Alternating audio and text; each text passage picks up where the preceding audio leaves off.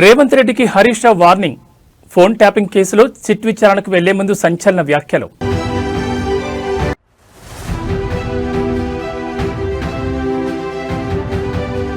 వైద్య రంగంలో తెలంగాణ ప్రభుత్వం విప్లవాత్మక అడుగు.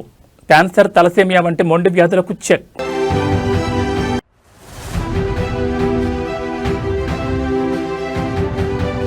పసిడిని దాటేసిన వెండి, ఒక్కరోజే 12,000 పెరుగుదల.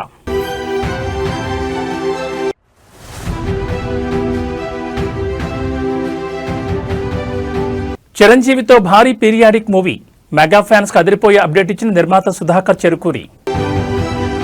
ఇక వివరాలు చూస్తే తెలంగాణ రాజకీయాల్లో ఫోన్ ట్యాపింగ్ కేసు ప్రకంపనలు సృష్టిస్తోంది. ఈ కేసులో విచారణకు హాజరయ్యే ముందు మాజీ మంత్రి బీఆర్ఎస్ కీలక నేత హరీష్ రావు ముఖ్యమంత్రి రేవంత్ రెడ్డిపై నిప్పులు చెరిగారు.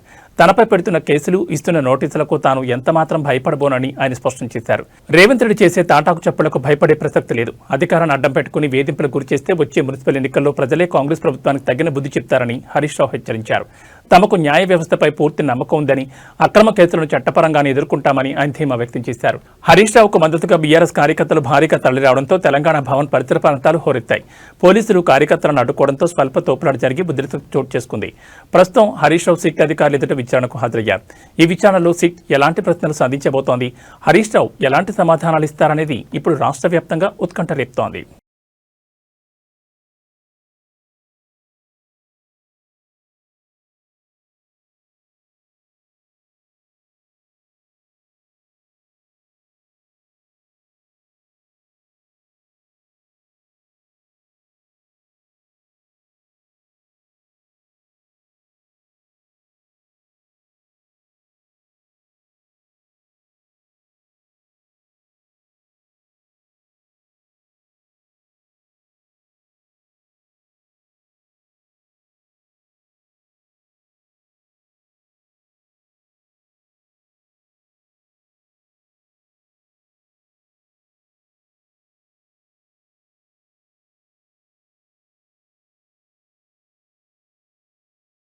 వైద్య రంగంలో తెలంగాణ మరో మైలురాయిని అధిగమించింది. నిరుపేదలకు ప్రాణదానం చేసేలా నిమ్స్ ఆసుపత్రిలో ఒక గొప్ప ప్రయోగానికి శ్రీకారం చుట్టారు మంత్రి దామోదర్ రాజనరసింహ. మందులతో నయం కాని మొండి వ్యాధులకు ఇక స్టెమ్ సెల్ థెరపీయే పరిష్కారం. క్యాన్సర్ అయినా, తలసేమియా అయినా దెబ్బతిన్న కణజాలాన్ని పునఃసృష్టి చేసే అద్భుత శక్తి ఈ స్టెమ్ సెల్స్ సొంతం. ఇప్పటి వరకు కేవలం బడా కార్పొరేట్ ఆసుపత్రులకే పరిమితమైన ఈ ఖరీదైన చికిత్సను ఇకపై సామాన్యులకు సైతం అందుబాటులోకి తెస్తోంది ప్రభుత్వం. విత్తనం నుంచి మహావృక్షం ఎలా వస్తుందో ఈ చికిత్సతో రోగులకు కొత్త జీవితం వస్తుందని మంత్రి ఆశాభావం వ్యక్తం చేశారు. అసలు ఈ స్టెమ్ సెల్ ల్యాబ్ ప్రత్యేకతలేంటి, అక్కడ జరిగే పరిశోధనలు రోగులకు ఎలా ఉపయోగపడతాయి అనేది స్పష్టంగా తెలియజేశారు.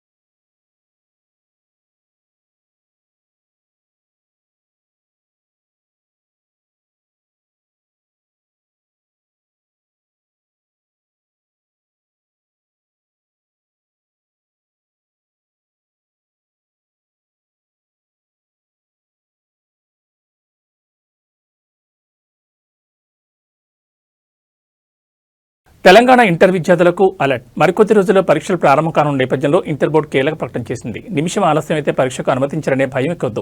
ట్రాఫిక్ ఇబ్బందులు, ఇతర సమస్యలను దృష్టిలో ఉంచుకుని పరీక్షా కేంద్రానికి 5 నిమిషాల వరకు ఆలస్యంగా వచ్చిన విద్యార్థులను అనుమతించాలని బోర్డు నిర్ణయించింది. గత ఏడాది సక్సెస్ అయిన ఈ రూల్ను ఈసారి కూడా కంటిన్యూ చేస్తున్నారు. రాష్ట్ర వ్యాప్తంగా 9 లక్షల మంది విద్యార్థుల భవిష్యత్తు దృష్టిలో ఉంచుకుని తీసుకున్న ఈ నిర్ణయంపై సర్వత్రా హర్షం వ్యక్తమవుతోంది. ఫిబ్రవరి 25 నుంచి థియరీ పరీక్షలు షురూ కానుండగా రేపటి నుంచి ఇంగ్లీష్ ప్రాక్టికల్స్ ప్రారంభం కానున్నాయి. విద్యార్థులు నిబంధనలు సడలింపు ఉన్నప్పటికీ ఆఖరి నిమిషం వరకు ఆగకుండా ప్రశాంతంగా పరీక్షా కేంద్రాలకు చేరుకోవాలని అధికారులు కోరుతున్నారు.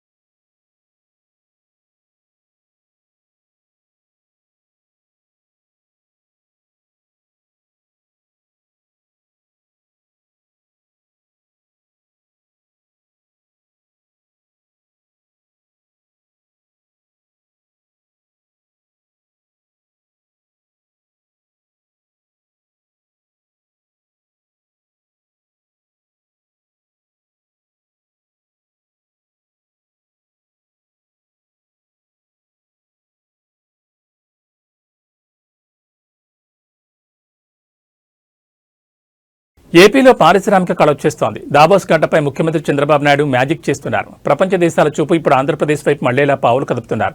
తాజాగా యూఏఈ ఆర్థిక మంత్రి అల్ మారీతో చంద్రబాబు భేటీ అయ్యారు.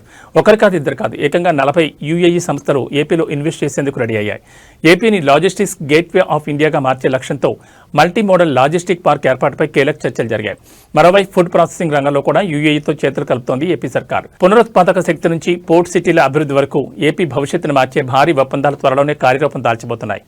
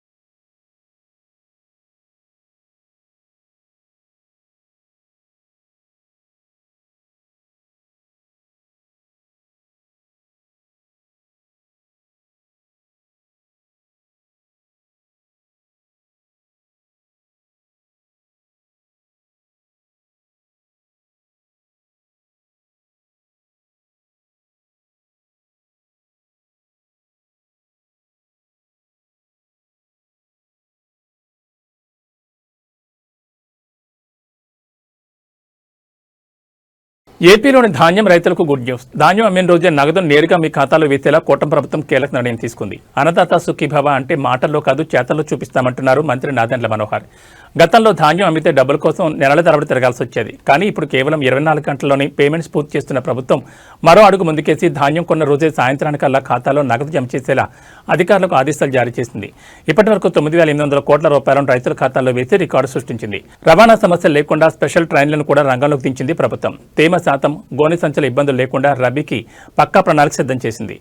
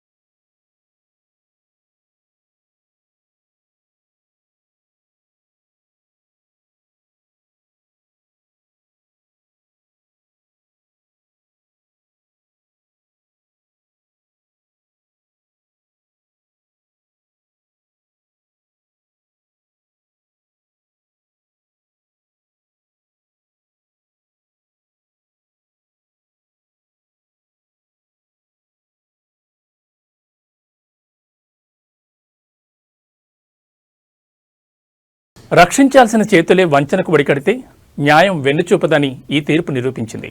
ప్రేమ పేరుతో ఓ యువతి జీవితాన్ని చిన్నాభిన్నం చేసిన ఎస్ఐ రవితేజకు గుంటూరు కోర్టు 10 ఏళ్ల జైలు శిక్ష విధించింది. పోలీస్ స్టేషన్లో లా అండ్ ఆర్డర్ కాపాడాల్సిన అధికారి పెళ్లి పేరుతో ఓ నర్సును నమ్మించి గొంతుకోశాడు. అధికారం ఉంది కదా అని విర్రవీగిన రవితేజపై అత్యాచారంతో పాటు అట్రాసిటీ కేసు నమోదైంది. గత ఏడాది కాలంగా సాగిన ఈ న్యాయ పోరాటంలో చివరికి బాధితురాలకి న్యాయం చేకూరింది.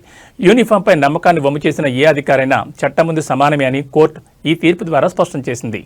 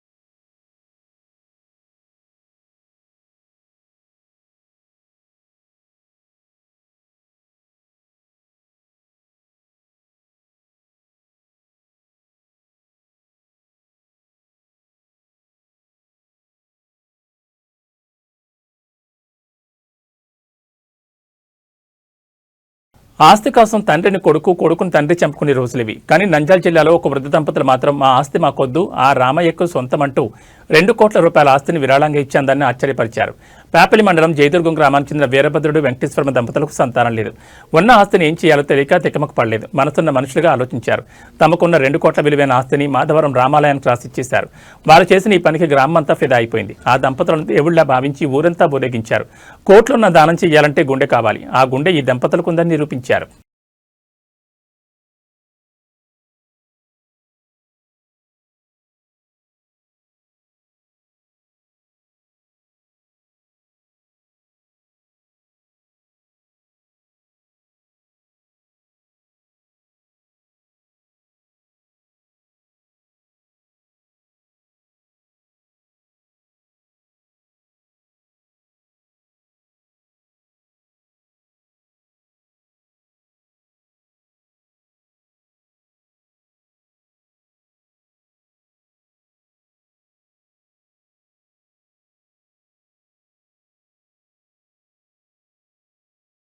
వీధి కుక్కల హత్యలపై ప్రముఖ యాంకర్ రష్మి గౌతమ్ తీవ్రస్థాయిలో విరుచుకుపడ్డారు. హైదరాబాద్ ప్రెస్ క్లబ్లో జరిగిన సమావేశంలో మాట్లాడుతూ మూగజీవాల పట్ల మనుషులు ప్రదర్శిస్తున్న క్రూరత్వంపై కన్నీటి పర్యంతమయ్యారు.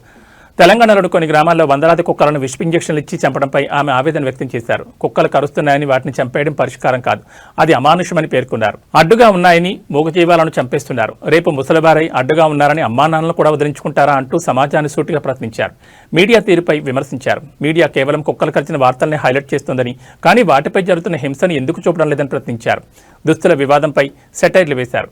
మన సంస్కృతి అంటే కేవలం వేసుకునే బట్టలు కాదని, తోటి జీవుల పట్ల చూపించే కరుణే నిజమైన సంస్కృతి అని రష్మి వ్యాఖ్యానించారు.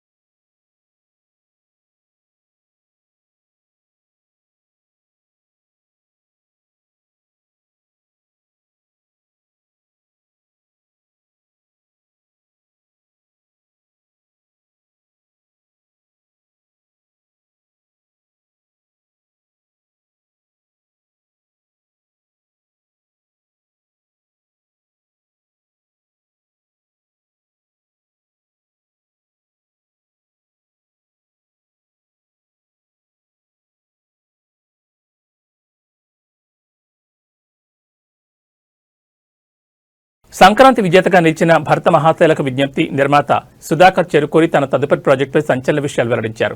నాని హీరోగా వస్తున్న ది ప్యారడైజ్ విడుదల వాయిదా నుంచి చిరంజీవితో చేయబోయే భారీ పీరియాడిక్ సినిమా వరకు పలు కీలక అప్డేట్స్ ఇచ్చారు. మెగాస్టార్తో పీరియాడిక్ డ్రామా ఉంటుందని చెప్పారు. చిరంజీవి హీరోగా 1970 నాటి పరిస్థితుల నేపథ్యంలో ఒక భారీ పీరియాడిక్ సినిమాను నిర్మిస్తున్నట్లు ఆయన స్పష్టం చేశారు. ది ప్యారడైజ్ తర్వాత ఈ ప్రాజెక్ట్ పట్టాలెక్కనుంది. మార్చిలో విడుదల కావాల్సిన నాని సినిమాను రామ్ చరణ్ పెద్ది సినిమాతో పోటీ పడకుండా ఉండేందుకు వాయిదా వేస్తున్నట్టు తెలిపారు. సమ్మర్ రేసులో ఈ సినిమా వచ్చే అవకాశం ఉంది.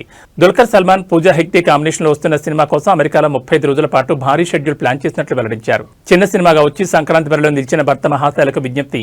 ఏపీలో బ్రేక్ ఈవెన్ సాధించిందని, ఫ్యామిలీ ఆడియన్స్ వల్లే ఇది సాధ్యమైందని ఆయన ఆనందం వ్యక్తం చేశారు.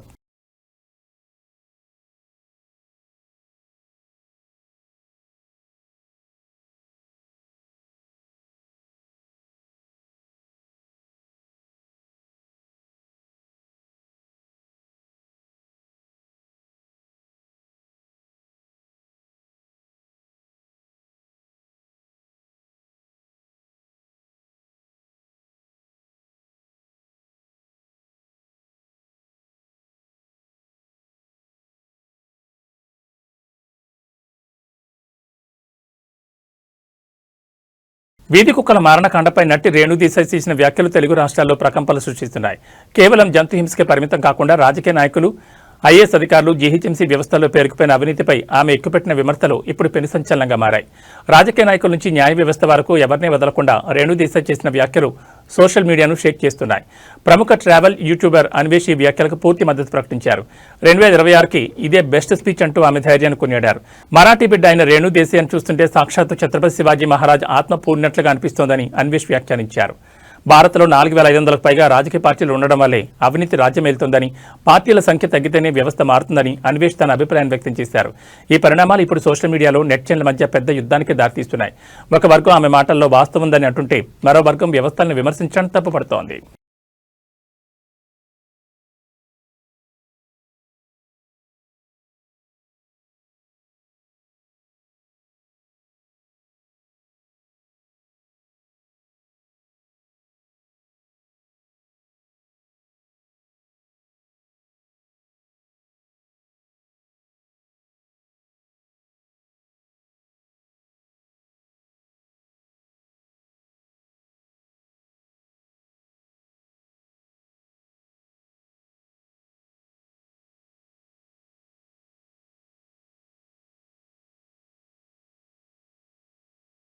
విదేశాల్లో భారతీయ సంస్కృతికి ఎదురవుతున్న అవరోధాలకు ఈ ఘటన నిదర్శనం.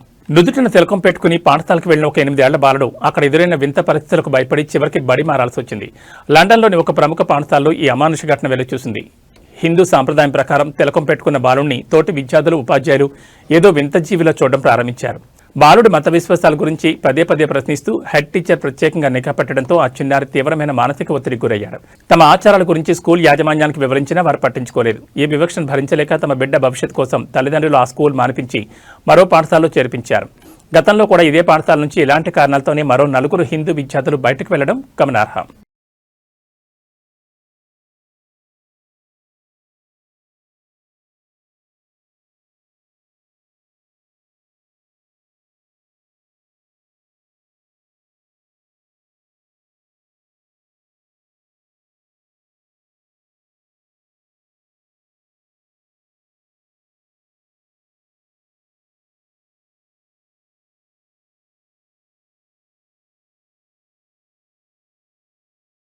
టీమిండియా స్టార్ బ్యాటర్ విరాట్ కోహ్లీపై మాజీ క్రికెటర్ సంజయ్ మంజరేకర్ చేసిన విమర్శలు మరోసారి దుమారం రేపుతున్నాయి. కోహ్లీ టెస్ట్ క్రికెట్కు రిటైర్మెంట్ ప్రకటించి వన్డేలను నిలుచుకోవడాన్ని విమర్శిస్తూ కోహ్లీ అన్ని ఫార్మాట్ల నుంచి తప్పుకుంటే బాగుండేదని మంజరేకర్ చేసిన వ్యాఖ్యలపై కోహ్లీ సోదరుడు వికాస్ కోహ్లీ తీవ్రంగా స్పందించారు. కోహ్లీ న్యూజిలాండ్పై సెంచరీ బాధిన తరుణంలో వికాస్ సోషల్ మీడియా వేదికగా స్పందించారు. అసలు ఏ ఫార్మాట్ సులువో మిస్టర్ ఎక్స్పర్ట్ చెప్పగలరా అంటూ మంజరేకర్ను పరోక్షంగా నిలదీశారు. ఏదైనా చెప్పడం సులభం, కానీ అక్కడ ఉండి చేయడం చాలా కష్టమంటూ కోహ్లీ పడ్డ కష్టాన్ని గుర్తు చేస్తూ వికాస్ తన థ్రెడ్స్ ఖాతాలో పోస్ట్ చేశారు. జో రూట్, స్మిత్ వంటి ఆటగాళ్లు టెస్టులు రాణిస్తుంటే కోహ్లీ సులువైన వన్డేలను ఎంచుకున్నాడని మంజ్రేకర్ విమర్శించడం ఈ వివాదానికి దారితీసింది.